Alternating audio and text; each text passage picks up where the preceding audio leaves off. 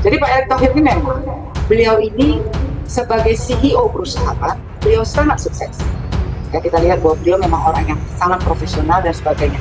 Namun sebagai CEO sebuah partai politik, beliau belum teruji. Sehingga kami menganggap bahwa kalau untuk diperbandingkan ya, dibanding-banding kayak gitu, ya kami masih melihat jauh lebih besar keunggulan politik sejarah rekam jejaknya ini.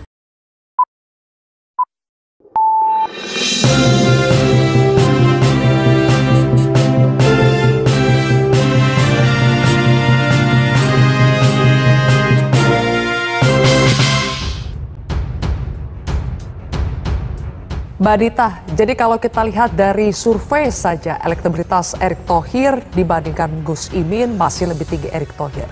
Tapi ada anggapan sebetulnya Gerindra itu maunya lebih ke PKB-nya, bukan Gus Iminnya sebagai cawapres. Bagaimana menanggapi itu, Mbak Dita? Itu kan anggapan, Mbak. Anggapan bahwa maunya PKB-nya, tapi bukan Cak Iminnya. Kita juga bisa bilang bahwa anggapannya nanti mau PAN-nya, tapi tidak mau Erick Thohir-nya. Bisa juga.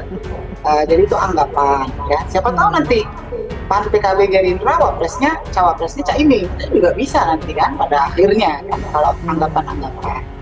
Jadi itu yang pertama. Yang kedua, kalau dari segi hasil survei kita lihat bahwa PKB punya modal 13 juta suara hasil pemilu 2019, kursi dengan persentase sekitar hampir 11% ya.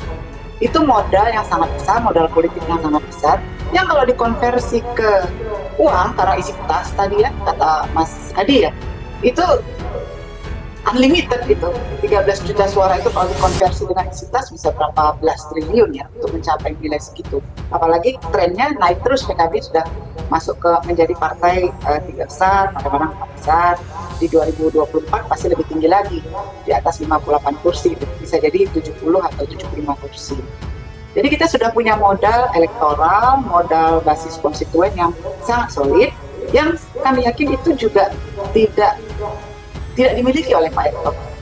Jadi kalaupun survei-survei yang muncul nama Pak Erick ini besar ya, kita kembalikan lagi pada bisa jadi ada subjektivitas lembaga survei yang tidak memotret realitas politik dan elektoral yang terjadi selama ini, tapi lebih pada di permukaan ya, sehingga nilainya Pak Erick Thohir tinggi terus.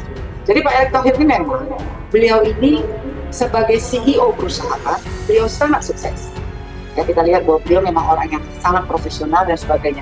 Namun sebagai CEO sebuah partai politik, ya Pak Zul itu CEO-nya PAN, Cak Imin CEO-nya PKB, Pak Prabowo, Gerindra, beliau belum teruji.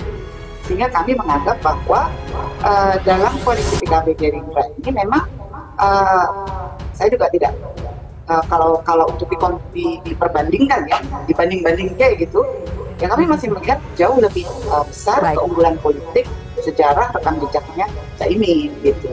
Oke, baik. Kalau dibanding-bandingkan saya rasa tidak akan habis dalam forum ini ya. Tapi saya ingin tanya kepada Bang Yandri. Bang Yandri, kalau melihat adanya katakanlah resistensi dari kawan lama antara Gerindra dengan PKB, kan PKB kawan lama Gerindra. Bagaimana PAN mau menyodorkan atau menjual Erick Thohir agar bisa diterima baik oleh Gerindra maupun PKB? Ini kan sepertinya agak sulit kalau sudah ada resistensi seperti ini. Saya kira yang pertama, tidak dalam kapasitas kami atau niat kami untuk menampilkan hubungan baik Bang Jul sama Cak Imin jika kami menawarkan Erick Thohir. Sekali lagi, Bang Jul dan Cak Imin itu sangat baik, termasuk saya dengan Ketua Umum PKB ini sangat baik hubungannya. Dan ini sebuah proses saja, Pak Surya. Jadi siapa nanti yang dipilih oleh Capres, apakah Prabowo atau nanti Ganjar atau nanti Cak Imin berlabuh di mana, saya kira itu masih berproses. Nah, oleh karena itu dalam hal ini kami memastikan bahwa proses menawarkan siapa ditawarkan kemana itu bagian dari dinamika, termasuk tadi sedang saya ulang kembali, kami merespon dari beberapa kali pertemuan Gerindra, dan kalau dilihat dari rekam jejak saya bicara, nama Erick Thohir ini selalu kami munculkan, dan bukan baru kemarin. Nah, oleh karena itu dalam menghadapi resistensi atau apa, maka perlu duduk bersama nanti Antara kalau misalkan benar nanti koalisi yang akan dibangun itu ada unsur PKB, Gerindra dan PAN-nya, ya tentu harus duduk bersama siapa kertas yang akan dibawa ke KPU itu siapa. Dan itu harus diputuskan kan. Dan harus ada titik temu. Nah kalau nggak ada titik temu, ya tentu SK itu nggak bisa didaftar ke KPU. Maka saya meyakini proses yang ada sekarang itu adalah proses yang sangat normal dan dibutuhkan dalam rangka mengambil keputusan akhir nanti. Nah, persoalannya kan bagaimana mencari titik temu itu ya, Bang Yandri, Mbak Dita, persoalannya kan bagaimana mencari titik temu. Saya ingin tanya nih kepada Mas Adi Prayitno, Mas Adi, kalau mencari titik temu itu kuncinya itu di mana? Di Gerindra, PKB, PAN, atau justru di sosok Presiden Jokowi? Karena kan para ketum partai ini sering meminta arahan petunjuk dari Presiden Jokowi ya. Jadi apakah Presiden yang akan memecah kebuntuan ini dan menghadirkan cawapres untuk Prabowo? Kalau melihat statement-statement elit Gerindra dan PKB, mereka itu merasa tegak lurus dengan Jokowi. Jadi persoalan Jokowi dalam ini menjadi penting. Apakah soal pendamping Prabowo itu akan seperti yang kita lihat selama ini sangat tergantung juga oleh Jokowi. Tapi kalau kita melihat fakta integritas yang sudah dibuat oleh Gerindra dan PKB, ini kan keputusan politik soal siapa pendamping Prabowo kan letaknya pada Prabowo Subianto dan Caimin. Kalau kedua ketua umum partai ini sepakat yang maju itu adalah Muhaimin, ya selesai urusan. Tapi kalau Prabowo Subianto dan Caimin sepakat misalnya ada nama lain yang bisa mendampingi Prabowo, di situ ada Erick Thohir misalnya, ya selesai juga ini barang. Kan itu yang terjadi, Bang. Dan bahkan yang kemudian saya lihat ya, kalau melihat kecenderungan rata-rata beberapa waktu yang lalu, elit PKB menegaskan kalau Prabowo itu memang menaruh hati kepada yang lain, ya mereka angkat kaki. Mereka mencoba untuk mencari teman poros yang lain yang memungkinkan Caimin itu sebagai orang yang dipilih sebagai cawapres.